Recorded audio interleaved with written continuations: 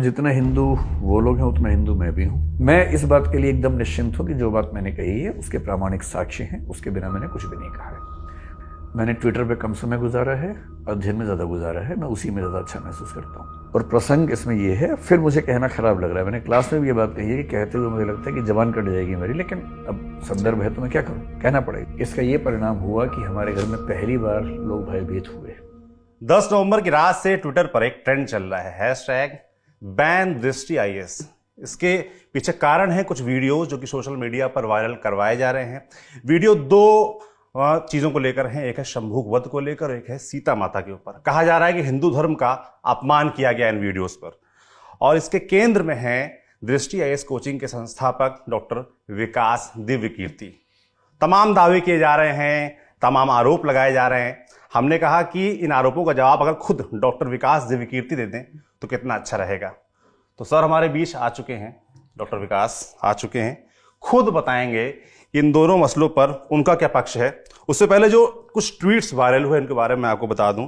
Major Surendra Punia हैं, उन्होंने ये वीडियो माता सीता के ऊपर जो एक पूरे आप कह सकते हैं क्लिप डाला गया है 45 सेकंड का, एक बड़े सेशन का एक 45 सेकंड क्लिप काट कर डाला गया है। उस पर उन्होंने लिखा है, उस जो वार्तालाप है पहले वो आपको बता देता हूं जो उसमें दिखाया गया उस 45 सेकंड में। हमने कहा रुको सीता रोगी, बोला शायद पूजा पाठ करनी होगी पहले कुछ। तो राम ने जो वाक्य बोला है ना, बड़ा खराब वाक्य बोला भाई। मैं तो बोलते हुए मेरी जबान कट के गिर जाएगी, पर बोलना होगा, क्या करें। तो ऐसा वाक्य बोला है, और वो वाक्य ये है कि हे सीते, अगर तुम्हें लगता है कि युद्ध मैंने तुम्हारे लड़ा है तो तुम्हारी गलतफहमी है। युद्ध तुम्हारे लिए नहीं लड़ा है, युद्ध अपने कुल के सम्मान के लिए लड़ा है। और रही तुम्हारी बात, जैसे कुत्ते द्वारा चाटे जाने के बाद घी भोजन योग्य नहीं रहता है, वैसे तुम अब मेरे योग्य नहीं हो।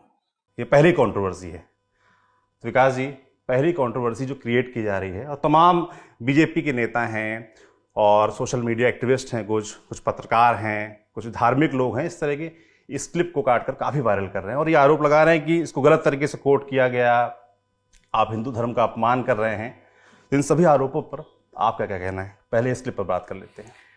देखिए, पहली बात तो जितना हिंदू वो लोग हैं उतना हिंदू मैं भी हूँ, और मुझे अपने हिंदू होने के लिए किसी और के प्रमाण की जरूरत नहीं है। दूसरी बात, जब तक संदर्भ ना पता हो तो उसके बिना कोई बात करना बड़ा निरर्थक होता है। ये क्लिप एक क्लास की क्लिप है, और ये क्लास 2018 या 19 की शुरुआत की क्लिप है। मैं IAS के लिए पढ़ाता हूँ, और जब मैं पढ़ाता हूँ तो मुझे बताना पड़ता है कि जो प्रश्न UPSC में आते हैं उनका आंसर कैसे लिखा जाए। जब वो क्लिप वायरल हुई तो मैंने भी देखी। वो एक प्रश्न ये है कि क्या तुलसीदास के प्रति समकालीन समीक्षा की धाराएं न्याय कर पा रही हैं। समकालीन समीक्षा से मुख्य मतलब होता है दलित विमर्श, स्त्री विमर्श और कुछ और विमर्श, जैसे जनजातीय विमर्श है, ये सब विमर्श है। ये UPSC का प्रश्न है। इस प्रश्न का उत्तर हमें देना होता है, क्लास में लिखवाना होता है। तुलसीदास जी पर यह आरोप हमेशा से लगता रहा है कि वो स्त्री और दलित समाज के समर्थक नहीं थे, उसके विरोधी थे। और ये बात बहुत लोग साहित्य में मानते रहे हैं, विशेष रूप से जो वामपंथी हैं, प्रगतिवादी हैं, वो लोग ऐसा मानते हैं। ये कोई नई बात नहीं है, पुरानी बात है। इस डिस्कशन में मैं ये बता रहा था, जो अगर आपने पूरा वीडियो देखा होगा तो आपको पता भी लग गया होगा। मैं ये बता रहा था कि क्या क्या आरोप तुलसीदास जी पर लगते रहे हैं और क्या क्या उसकी सफाइयाँ दी जा सकती हैं या कुछ लोगों ने दी हैं। मैं आपकी तसल्ली के लिए ना वो सारे ऑथेंटिक टेक्स्ट अपने साथ लेके आ गया हूँ, ताकि मतलब पहली बात तो ये कि अगर मैंने कुछ भी कहा है, अगर मैंने मनगढ़ंत कहा है तो मैं जिम्मेदार हूँ। यदि वो टेक्स्ट में लिखा है, ग्रंथों में लिखा है, तो जिम्मेदारी मेरी नहीं बनती है। मैं इस प्रसंग में ये बता रहा हूँ कि तुलसीदास प्रगतिशील कवि थे, और प्रगतिशील इसलिए थे कि न केवल उन्होंने कुछ नई चीज़ें स्थापित की, बल्कि कुछ पुरानी चीज़ों को छोड़ भी दिया। मसलन आपने पहली बात सीता माता की, तो वहीं से शुरू करते हैं, ठीक है। प्रसंग मैंने जो बताया वो ये है कि श्री पुरुषोत्तम अग्रवाल का एक लेख है जी, और मैंने उस लेख का संदर्भ दिया। पुरुषोत्तम अग्रवाल ऐसे वैसे अध्यापक नहीं है, वो मतलब 30-40 साल की उनकी रिसर्च है, JNU के प्रोफेसर रहे हैं और साथ में UPSC के मेंबर रहे हैं। तो UPSC के मेंबर होने का मतलब है कि हम जनरली ये फॉलो करेंगे कि अगर उनकी कोई बात है तो उसको हम ठीक मान के चलेंगे। ये उनकी किताब है संस्कृति वर्चस्व प्रतिरोध इस नाम से। इस किताब में एक लेख है शूद्र पशु नारी, अगर आप देखना चाहें तो ये भी देख लें। और इसमें से मैंने इसमें से पढ़ा था, क्योंकि मैंने संस्कृत में ना रामायण पढ़ी थी ना महाभारत पढ़ी थी, मैंने इस किताब से पढ़ा था। और इस किताब में जब मैंने पहली बार पढ़ा मैं खुद चौंक गया कि ऐसा संदर्भ कैसे है। और वो संदर्भ ये है, वाल्मीकि रामायण की बात है, ये किसी और रामायण की बात नहीं है, वाल्मीकि रामायण की ही बात है। उसके उत्तरकांड में प्रसंग आता है और प्रसंग इसमें ये है। फिर मुझे कहना खराब लग रहा है, मैंने क्लास में भी ये बात कही है कि कहते हुए मुझे लगता है कि जबान कट जाएगी मेरी, लेकिन अब संदर्भ है तो मैं क्या करूं, कहना पड़ेगा। उसमें ये लिख रहे हैं लेखक कि सीता समझती रही कि युद्ध उनकी मुक्ति के लिए हुआ है। ये पृष्ठ 66 है, अगर आप में से कोई भी देखना चाहे तो 66वें पृष्ठ पर नीचे और 67वें पृष्ठ पर थोड़ा ठीक से पढ़ेंगे तो स्पष्ट होगा। जानकारी के लिए बता दूं कि किताब राजकमल प्रकाशन से छपी हुई है। सीता समझती रही कि युद्ध उनकी मुक्ति के लिए हुआ है। राम इस खुशफहमी की कोई गुंजाइश नहीं छोड़ते। यह जो युद्ध किया, विजय प्राप्त की, यह न त्वदर्शन मया कृतः, तुम्हारे लिए नहीं किया। और उसके बाद फिर वो जिक्र करें दो संदर्भों का, एक वाल्मीकि रामायण का और एक महाभारत का। बहुत इंटरेस्टिंग बात है, महाभारत का संदर्भ है। वाल्मीकि रामायण में 6/115 और उसमें 19 से 21वें श्लोक तक जो 3 श्लोक हैं उसमें लिखा है, क्या कोई अच्छे वंश में जन्मा तेजस्वी पुरुष ऐसी नारी को जो दूसरे घर में रहकर आई हो मैत्री के लोभ में पुनर्वार ग्रहण करेगा।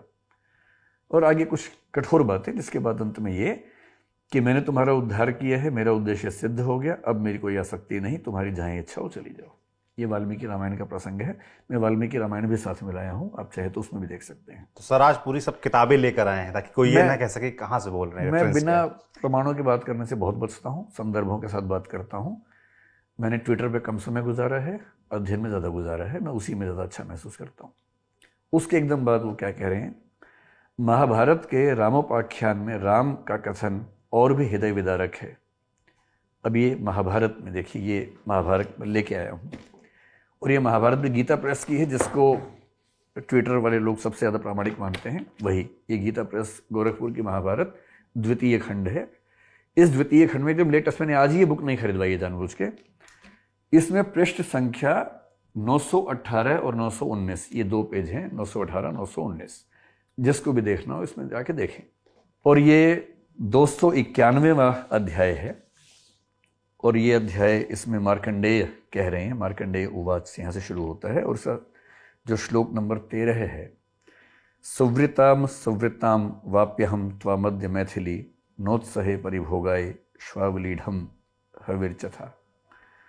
हविर्यथा सॉरी।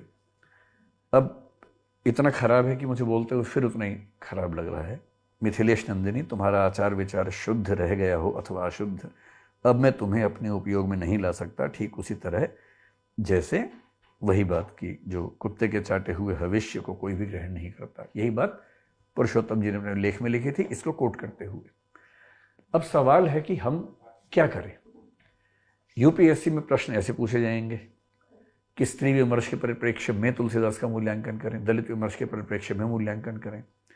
स्त्री विमर्श की बात करते ही इसको कोट किया जाता है कि ऐसा रामायण में था। और महानता क्या है तुलसीदास की?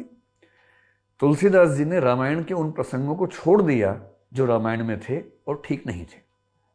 सीता परित्याग, सीता के परित्याग की कहानी हर बच्चा जानता है भारत में। बहुत इंटरेस्टिंग बात है कि वो तुलसीदास की रामचरितमानस में नहीं है, वो रामायण में है, वाल्मीकि रामायण में है और उत्तर रामचरित में है, लेकिन रामचरितमानस में नहीं है।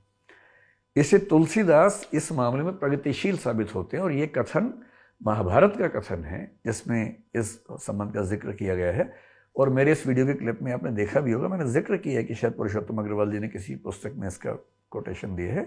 वही पुस्तक आपके सामने मैं लेके आया हूँ, आपको संदर्भ देखना हो तो देख सकते हैं। ये एक डिबेट हुई, मेरे ख्याल से पहली डिबेट आप इसी की बात करना चाह रहे थे, है ना? तो ये जो वीडियो सब 45 सेकंड का जो क्लिप शेयर किया जा रहा है, इस जो आपने बताया ये पूरी बातचीत इस विषय पर थी, इसी पर थी, लेकिन उसमें से काट के उतना ही शेयर किया गया। उस पूरी बातचीत के अंत में मैं ये कह रहा हूँ कि तुलसीदास प्रगतिशील क्यों हैं?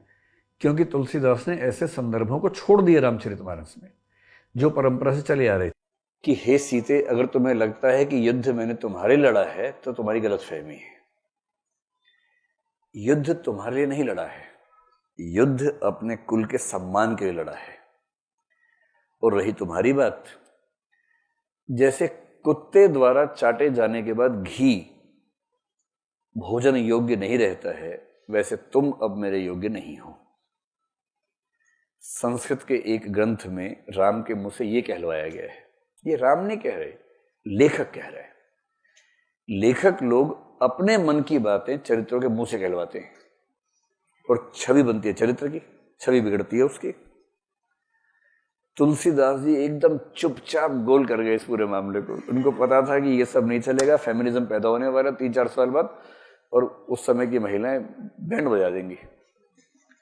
हालांकि फिर भी ऐसी बातें महिलाओं के लिए कह गए हैं कि बैंड बजाने के लिए पर्याप्त कारण है। राम अच्छे बुरे का प्रसंग नहीं है, एक ही राम है। उन पर वाल्मीकि भी लिखते हैं, उन पर 9वीं शताब्दी में आके भवभूति लिखते हैं उत्तर रामचरित में, वो भी लेके आए। ये उत्तर रामचरित भी लेके आ गया हूं आपके लिए जानबूझकर, ठीक है। इन्हीं राम की कहानी पर हम 16वीं सेंचुरी में देखते हैं, तुलसीदास जी भी लिखते हैं रामचरितमानस। इन्हीं पर कृतिवास रामायण बांग्ला में लिखी गई है। इन्हीं राम की कहानी पर निराला राम की शक्ति पूजा लिखते हैं 1936 में। इन्हीं राम की कहानी पर साकेत मैथिषण गुप्त ने लिखा है, वो भी राम है। जब वो राम तुम्हें यह देश ना भूले, धाम धरा धन जाए भले ही, यह अपना उद्देश्य ना भूले, जब वो इस तरह की बात करते हैं तो वो भी राम के बारे में बातचीत है। ये सारी राम की कथाएं बदलती जाती हैं। फिर 20वीं सेंचुरी के मिड में संशय की एक रात में नरेश मेहता राम के संशय पर एक पूरी नई तरीके से प्रस्तुति करते हैं। अब सवाल है कि अगर हिंदी साहित्य में और हिंदी से पहले के साहित्य में भी राम की कथाओं में इतने वेरिएशंस आ रहे हैं, और हमसे प्रश्न यूपीएससी में पूछा जाए कि राम को लेकर नई समीक्षा क्या बोलती है, समकालीन समीक्षाएं क्या कहती हैं, तो उसका जवाब क्या दें? जब तक हम संदर्भ न कोट करें तो फिर अंक नहीं मिलेंगे बच्चों को। तो मेरी क्या जिम्मेदारी बनती है? तो मैं इस बात के लिए एकदम निश्चिंत हूं कि जो बात मैंने कही है उसके प्रामाणिक साक्ष्य हैं, उसके बिना मैंने कुछ भी नहीं कहा है। और ये मेरा भक्ति भाव नहीं है। मैं जब क्लास में होता हूं तो मैं भक्ति भाव से क्लास नहीं लेता हूं। क्लास लेता हूं इस उद्देश्य से कि विद्यार्थी को क्या पता होना चाहिए, क्या उसको परीक्षा में लिखना है, न कि इस भाव से कि मेरे व्यक्तिगत विचार क्या है, मेरी व्यक्तिगत आस्थाएं क्या है। दूसरा जो वीडियो वायरल हो रहा है वो शंभूक वध को लेकर है जी, उस पर क्या कहेंगे आप? शंभूक का जो प्रसंग है ये बहुत ही विवादास्पद प्रसंग है हमारी रामकथा में, और मतलब अच्छा तो नहीं लगता है, मुझे भी नहीं अच्छा लगता है। मैं ईश्वर से प्रार्थना करता हूँ कि काश ये प्रसंग न होता, पर ये प्रसंग है तो मैं क्या करूँ इसमें। ये जो पुस्तक है इसका नाम आपने खूब सुना होगा, ये रामायण है, श्रीमद् वाल्मीकि रामायण। गीता प्रेस गोरखपुर से छपी है, उसका द्वितीय भाग है। ये पुरानी पुस्तक मेरे पास रखी थी, मैं वहीं से लेके आ गया हूँ। ये उसका पृष्ठ संख्या 774 और 775 है। इसको भी आप आराम से ध्यान से देख सकते हैं, ठीक है। 775वें पृष्ठ पर इसका 76वां सर्ग शुरू हो रहा है, और 76वें सर्ग में ये कहानी पहली बार आई है, उत्तरकांड में आई है। अब आज मैंने ट्विटर पे कुछ लोगों ने मुझे रेफरेंसेस भेजे जिसपे लोग कह रहे हैं कि रामायण में तो उत्तरकांड है ही नहीं, तो ये उत्तरकांड की बात कैसे कर रहा है? ये गीता प्रेस है, रामायण है, ये रामायण का उत्तरकांड है। इसमें आप अगर देखना चाहें तो देखें, सबसे ऊपर क्या लिखा है, उत्तरकांड। अब कुछ लोगों ने अपनी कल्पना से ये मान लिया कि उत्तरकांड रामचरित में या रामायण का हिस्सा नहीं है, तो उसमें मैं क्या कर सकता हूँ, इसमें तो लिखा हुआ उत्तरकांड। और इस प्रसंग में जो बात कही जा रही है वो क्या है? देखिए, मैंने ये संदर्भ क्यों दिया, तुलसीदास क्यों प्रगतिशील हैं। प्रसंग ये है कि शंभूक एक शूद्र व्यक्ति था, वो तपस्या कर रहा था त्रेता युग में। मुझे पूरी कहानी उस समय ध्यान नहीं थी तो मैंने बहुत संक्षेप में कही थी, अब मैं थोड़ा ध्यान से विस्तार में पढ़ा। एक ब्राह्मण के पुत्र की असमय मृत्यु हो गई 12-13 साल की उम्र में, तो वो रोता हुआ विलाप करता हुआ राजा राम के पास पहुंचा। राम उस समय राजा बन चुके हैं। तो राम ने पूछा, बताओ क्या बात है भाई? तो उसने बताया कि मेरे पुत्र की असमय मृत्यु हुई है, और ऐसी अकाल मृत्यु हमारे राज्य में कभी नहीं होती थी, जरूर कोई अधर्म हो रहा है। और चर्चा होते होते समझ में आया कि अधर्म का मतलब ये है कि कोई ब्राह्मण या क्षत्रिय के अलावा कोई है जो तपस्या कर रहा है, उसमें यह प्रसंग आता है। तो फिर राम को निर्देश मिला कि वो इस चीज़ को सुधारें। राम खोजते हुए गए, और जब खोजने के बाद पहुंचे तो उनको ऐसा दृश्य दिखा, एक व्यक्ति पेड़ से उल्टा लटका हुआ तपस्या कर रहा था। राम ने उससे पूछा, बड़ी विनम्रता से पूछा कि आप कौन हैं, किस वर्ग से हैं, किस जाति से हैं, किस समुदाय से हैं? और लंबी बातचीत हुई। उसके बाद उसने बताया कि आप मुझे शूद्र समझिए, ये तीसरे श्लोक का हिस्सा है, आप मुझे शूद्र समझिए, मेरा नाम शंबुक है। उसका जो अगला छंद है, भाषतस्तस्य शूद्रस्य खड्गम सुरुचिर प्रभम निष्कृष्य कोशाद विमलम शिरच्छेद राघव। वो क्या कह रहा है? वह इस प्रकार कह ही रहा था कि श्री रामचंद्र जी ने म्यान से चमचमाती हुई तलवार खींच ली और उसी से उसका सिर काट लिया। और अगला छंद कह रहा है कि जैसे उसका वध हुआ, इंद्र व अन्य देवता बहुत अच्छा कहकर भगवान श्री राम की अभ्यर्थना करने लगे। ये प्रसंग वाल्मीकि रामायण में है। बुरा प्रसंग है। वाल्मीकि के समय में शायद ये सामाजिक चर्चा इतनी नहीं होती होगी, सोशल डिस्कोर्सेस वैसे नहीं होंगे। सीधी सी बात है, हम भी अपने समय की सीमाओं से बंधे हुए हैं, हर व्यक्ति बंधा होता है, हर लेखक बंधा होता है। इसके लगभग 1000 साल बाद 9वीं शताब्दी में भवभूति ने उत्तर रामचरित लिखा। भवभूति बहुत महान साहित्यकार हैं। ये भवभूति का उत्तर रामचरित है। ठीक, भवभूति के उत्तर रामचरित में भी ये प्रसंग आता है। और मैंने इस प्रसंग को यहाँ से नहीं पढ़ा था, ये तो मैंने आज पहली बार पढ़ा। मैंने कहाँ से पढ़ा था? दिल्ली विश्वविद्यालय के बहुत प्रसिद्ध प्रोफेसर रहे हैं, प्रोफेसर